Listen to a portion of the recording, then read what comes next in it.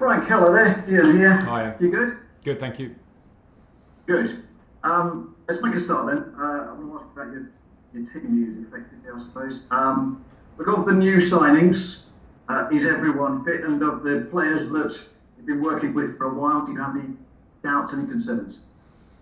Well, Hakim Ziyech took an injury to his knee against Brighton in the friendly game, so he won't be fit for Brighton. We're working on him. We hope it's a matter of weeks, hopefully a couple of weeks, but we'll have to see on that one a little bit.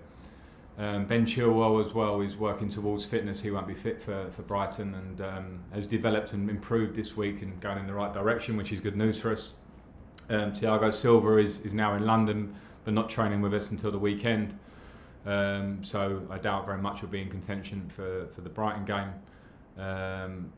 Other than that, out of the new ones, I suppose you asked me about Ian, that's where we're at. Yeah, and the rest of us, good? Anybody else?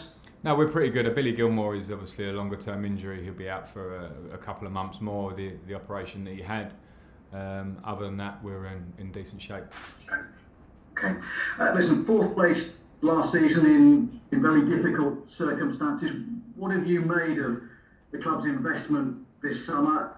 How big a statement is it by the club, and what does that do in terms of increasing the pressure on you to do better than last season? Well, I think the pressure on me to do better than last season should be standard, regardless of anything. That comes with the territory of this job. I don't want to talk about it as us making statements. I understand that it's the players that were brought in will obviously get a lot of talk about them, because when you make those sort of moves with the type of player we're talking about, it becomes a very good news story. But for me, it was more about, I think last year we were very happy to achieve the Champions League positions, as we did. We fought hard for that. We know we'd been on a transfer ban from the year before, and the fact that we are very joined up in what the business that we wanted to do to try and improve the team. I think we've done it hopefully in a good way, and we should be excited, but we should also have a slight word of caution that we need to work with the new players. And my job is to work with the new players to get them settled into the team and get the team working as well as possible. We want to move in an upwards direction, of course we do, and the work starts now. I mean, the work started recently. Unfortunately, it's been a broken pre-season for everyone, and when you're bringing in new players in that sort of pre-season, it's you have to work very hard, very quickly. We'll do that. But with all the investment, are you expected to challenge for the title? I'm not interested in other people can talk about whether we challenge or not. For me, we finished a lot of points behind Liverpool and Manchester City in the last two seasons, as has everybody else. That's the way that the league has gone. So we have to first look at closing the gap. And build confidence by, as I say, getting the team working well together. I'm not jumping ahead and making any predictions on us. Last one, please, Ian. Look, you've made lots of signings in lots of areas around the pitch, up front, midfield, at the back. It's widely accepted that you're looking for a new goalkeeper. Rennes say they are in discussions with Chelsea over Edouard Mendy. Is that something close? Is that a situation you would like resolved sooner rather than later? No, it's a situation I don't want to be drawn on in. It's something that Mendy is a player, Rennes player, and so it's a non-starter for me to talk about in a minute. In terms of players going out, where is Michy Batshuayi with a loan move to Crystal Palace? We're hearing he's completed a medical, and Fikayo Tomori in discussions with Everton. Can you tell us anything on either of those two? I think with Michy it's an ongoing situation and it's not clear yet or confirmed yet, so I won't say too much about that, but I think we're all aware that the conversation is happening. With Fikayo, no, I'm not aware of those conversations getting to any point where I'm going to be talking to you about them. Fikayo trained with us today. He's in contention for the Brighton game, and that's where we're at. Okay, thanks. To Moose Talksport. Hi Frank, how are you? Hi Moose, very good, thanks. Just a little bit off the back of that, I mean, you might try and play down your expectations to be title challengers, but a lot of people have Chelsea in the conversation this year because of the signings you made, Werner, Ziyech, Havertz, Ben Chilwell, etc. Yeah, I understand that, and I hope that Chelsea fans are excited because I'm not going to lie, we've brought in what we feel are a high level of player that are going to improve our squad. at the same time, I also know what it takes to win Premier Leagues, and I know that as a player, and I know when I look around us, and when you look at the teams that have dominated in recent years, and particularly your eye draws towards Liverpool and Manchester City, they are a story that has run over a few years in their own paces at different times, but in terms of recruitment, in terms of coaching, in terms of improvement, I'm guessing on the training pitch that then relates to the pitch. So it's not a simple story that bringing players must win the league. That doesn't work that way. So we hope we will improve. I know expectations will be there. I won't hide away from those. My expectations this year are on a different level from last year because of the different situation. So we want to improve, but we won't jump too far ahead of ourselves. You weren't really I don't think you were ever under any pressure last year because of the situation with the transfer market, because obviously you are a legend at the club. But do you accept this time around maybe you are under a little bit more pressure because of the investment? And to that end, how much do you have to make a really good start at Brighton? Because we saw last year Liverpool won their first 17, 18 games, and by that stage they were over the hill and far away.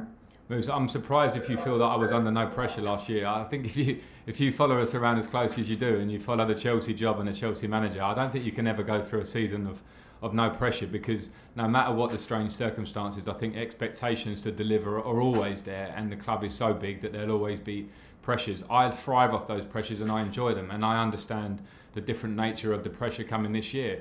It's what I love doing. I didn't come into this job to fight for fourth place. Although last year we know that was an achievement and one of our goals that we set out and we got to. I didn't come here just to bring academy players into the team and say I've made debuts for this many players. No, I came here to try and win. So any club at our level, I suppose, has to try and tick the major boxes, and recruitment is a huge part of that. This year last year we weren't able to recruit in a big way. I wasn't able to bring in players that I felt would maybe help the way I want us to go, the style that maybe I wanted to play. And this year I've been able to have some impact on that, but more importantly the club has made decisions to bring in players. So it changes the landscape, yes. I'm excited by that as much as feeling the pressure, and we're ready to go, ready to work. And regarding the importance of getting that win on the opening day, because as I say, Liverpool were almost home and hosed, or a long way clear of everybody else because of that start and role they got on from day one. Yeah, of course it is, Moose, but in terms of one game, I don't think you can set it out that much. Of course we want to start well, but we have to respect Brighton and know the good team that they are. We're going away from home to their stadium, and we also, as I mentioned, have had a non-pre-season because most of our players have probably been joining either in the last few days or had a week before they went to international break, and we were playing Bayern Munich, I think 36 days ago when we kick off against Brighton. So that's been challenging for us, as it has been for a lot of clubs. I'm not making excuses. We need to be ready on Monday. We want to win the match. Okay, we'll go to Nick Purewell, PA.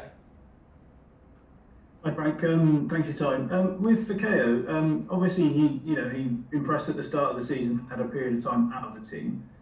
Is there something specifically you want to see more from him in terms of pushing back in and getting back to his best? And just also on that generally, obviously, we saw Mason Mount's dad rubbish reports from Germany suggesting that Mason would be threatened by Kai Havertz's arrival. And I know you talked about it previously, but lightly before. But all of these young players will welcome the challenge of high-profile arrivals, won't they? And also the ability to learn from those experienced players.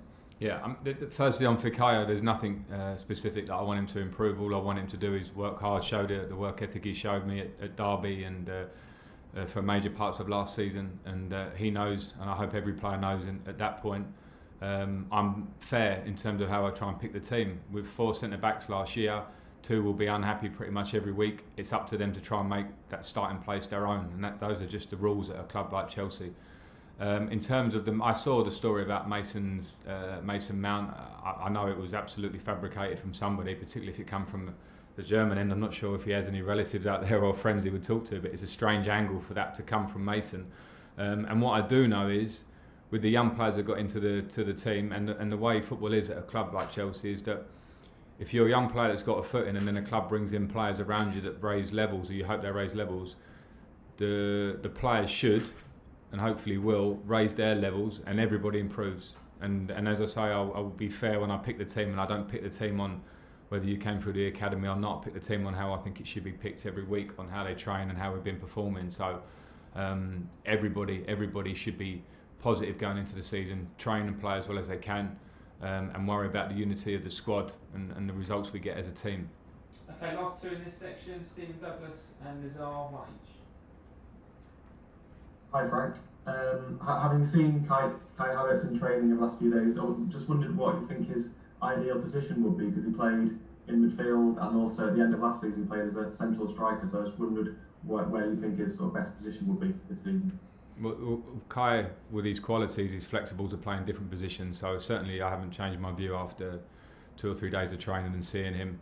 I think we can use the versatility. One of the pluses when I spoke to Kai was that he's very comfortable. He's not saying I want to play in this position and this is all I want. He's actually very happy to come and help the team and can give us different qualities in different areas, so it's not one we have to nail down. Okay, and last question to Nizar Kinsella in the broadcast. Hi Frank, welcome back. I just wanted to talk about Pulisic and Azpilicueta. They were both injured at the end of last season, and you had quite a lot of injuries actually around the Bayern Munich game. So I just wanted to see have those guys recovered kind of quicker than you expected, and are you happy to welcome them back to the new season? Yeah, I'm certainly very happy to welcome them both back. And yes, I'm sorry I missed them at the beginning there, but they're both trained since yesterday. Was their first day fully training with the team, so they're in contention for Monday. You know, I have to be careful. I have a squad to pick from, but the way they're training and the attitude they've come back with looks like they are over those injuries at the time. I'll just have to make sure I manage them both back in their own ways.